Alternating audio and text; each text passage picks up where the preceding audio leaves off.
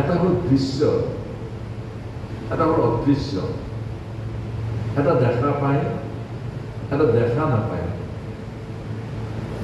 এতিয়া এই দেখা পোৱাটো সত্য নে নেদেখাটো সত্য? এই কথাটোৱে আমাৰ দেখাটো সত্য নে নেদেখাটো সত্য? এতিয়া দেখা জগতখন সত্য নে নেদেখা জগতখন সত্য? এজনে থাপ্পৰ মাৰিলে মৰম কৰিলে হিংসা কৰিলে, ইয়াৰ তত্ত্বটো কোনে পাব? এই যে দেখা জগতৰ মাজতে কৃষ্ণ খোৱালে পিন্ধালে, যিমানবোৰ মৰম স্নেহ হৃদয়ৰ পবিত্ৰ ভাল পোৱা ঢালি দিলে, কিন্তু সেইজনে যে জগতৰ ঈশ্বৰ ধৰিব নোৱাৰিলে, সেইজনে ছিলে মা যশোদা।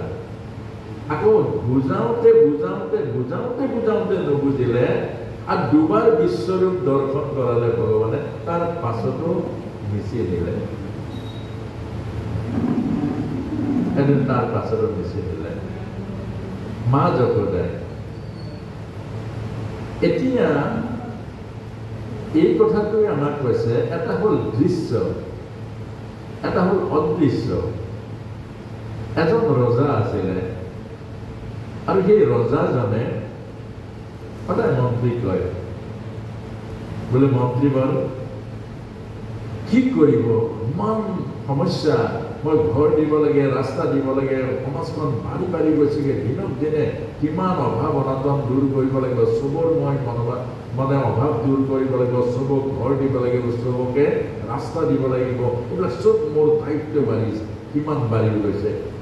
মন্ত্ৰী আস্তেকে কয় যে মহাৰাজ, এইবোৰ আপোনাৰ চিন্তাৰ কাৰণ নাই, আপুনি মাত্ৰ ৰাজ্য চলাওক, যিয়ে বনাইছে সিয়ে বনাব, যিয়ে বনাইছে সিয়ে বনাব। তাৰমানে আপুনি চিন্তা নকৰিব, আপুনি সেইবোৰ টেনশ্যন নল'ব, আপুনি সেইবোৰ চিন্তা কৰি মন বেয়া নকৰিব, কেলে যিয়ে বনাইছে সিয়ে বনাব। তাৰমানে মই বোলে আপুনি একো নাভাবিব, আপুনি এইবিলাক কৰিব নালাগে, আপুনি একো নাভাবে কাম কৰক। তাৰমানে কি? তাৰমানে যিয়ে জন্ম দিছে সিয়ে পালন কৰিব, যিয়ে সৃষ্টি বনাইছে সিয়ে সৃষ্টিৰ যোগান ধৰিব, যিজনে সৃষ্টিখন আৰম্ভ কৰিছে সেইজনে সৃষ্টি সুন্দৰ কৰিব। গোলাপ ফুল ফুলাবৰ কাৰণে মানুহে যত্ন কৰিব নালাগে, যৌৱন আনিবৰ কাৰণে মানুহে ইনজেকশ্যন দিব নালাগে, এইবোৰ স্ৰষ্টাই কৰিব নিজৰ সৃষ্টি। গতিকে আপুনি চবকে কিমান জীৱ জন্ম দিছে, কাক খুৱাব? প্ৰতিটো জীৱৰ কাৰণে ভগৱানে কৰিছে, ভগৱানে কৰিছে, মই একো কৰা নাই বোলে আপুনি কেনেকৈ কৰিব?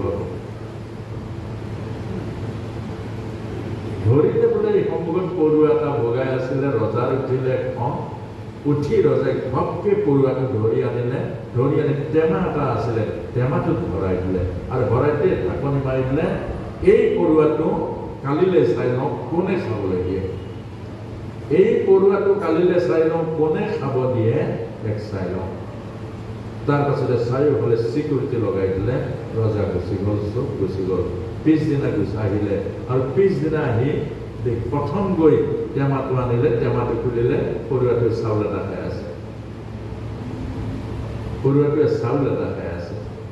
ৰজা আছে চিকিউৰিটিখিনিক ধৰিছে, এইটো কোনে কি কৰিব?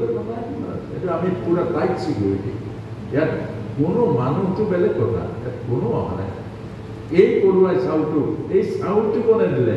যে মন্ত্ৰী কৈছে যি বনাইছে সিয়ে দিলে, যি বনাইছে তেওঁ যোগাৰ কৰিলে। বোলে কেনেকৈ? আপোনাৰ ফটোত চাউল লাগি আছিলে, এই টেমাটোত আনি বনাওঁতে চাউল এটা তাত কৰি দেখিলে।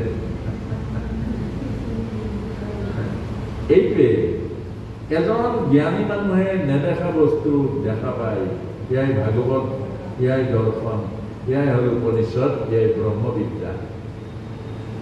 এজন আৰু এক শ্ৰেণী হ'ল দেখা জগতৰ মাজত, অৰ্থাৎ দেহটোৰ মাজত মোৰ ল'ৰা, দেহটোৰ মাজত এই যে মোৰ ঘৰ মোৰ মাটি মোৰ বাৰী এইবোৰ চব দেহৰ মাজত ইয়াৰ বন্ধু ইয়াৰ পত্নী ইয়াৰ পুত্ৰ এইবোৰ চব দেহৰ সম্বন্ধ আৰু চবতে তাত কলুষিত আছে চবতে দুখ আছে চবতে কষ্ট আছে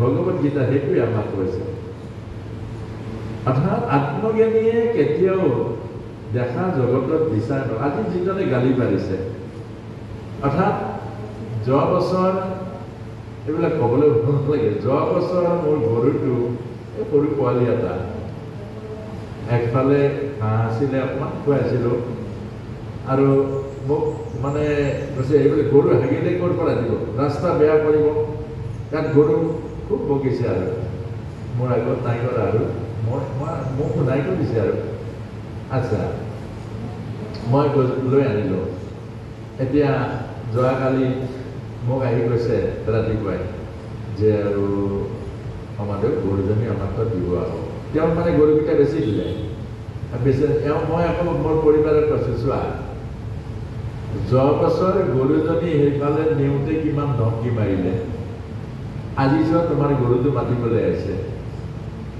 আচ্ছা যোৱাবাৰ যদি কাজিয়া লাগিলহেঁতেন মোক মোৰ নিচিনা মানুহটোক কেলৈ ধমকি মাৰিব আৰু মোৰ ভালো লাগিছে কোনো মোকতো কোনো গালি পাৰা মানুহ নাই চবে মৰমে কৰে এইটোৱে সংসাৰ আমাক ভগৱত গীতাই কৈছে যে আজিৰ সংসাৰ কালিলৈ নাথাকে মানে আজিৰ মন কালিলৈ নাথাকে আজিৰ চিন্তা কালিলৈ নাথাকে আজিৰ বিচাৰ 10 মিনিট পাছত নাথাকে সেইকাৰণে মানুহক কৈছে দেখা জগতখন হ'ল পৰিৱৰ্তনশীল এইটো গোটেই দেখা জগতখন আজি আপোনাৰ ল'ৰা আজি ইমান ভাল ইমান মৰম ইমান চেনেহ কালিলৈ নাথাকে কালি সেইকাৰণে আমাক বুজাইছে যে পৰিৱৰ্তনশীল জগতক খামুচি ধৰি ৰাখিব নোৱাৰে ই পৰিৱৰ্তন আঁতৰ মুঠিত পৰিৱৰ্তন হৈ যাব এনেকুৱা পৃথিৱীত কোনো শক্তি ওলোৱা নাই সৃষ্টিত কোনো শক্তি ওলোৱা নাই ইয়াক ধৰি ৰাখিব